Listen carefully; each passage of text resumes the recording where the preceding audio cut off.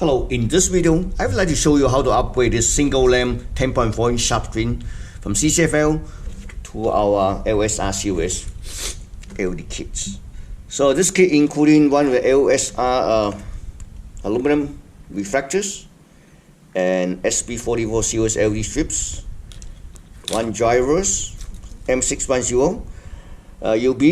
It's already disabled enabled, so basically you just connect this to either connectors after install and connect the wet to anywhere between 12 to 24 volt, black to negative, or ground.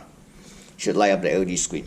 Let's take a look at the screen. Screen is called Sharp LQ10D36A. It's Apple. It's a 10.4 inch display, and the LED is the light was holding by this.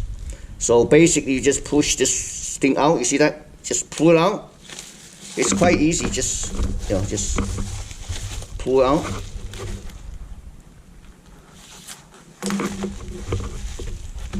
Push our LED back right in. Okay, you can push all the way up here, or you can purchase one of our, we call it this LED strips. Aluminum heatsink, and just like that, just push in like this.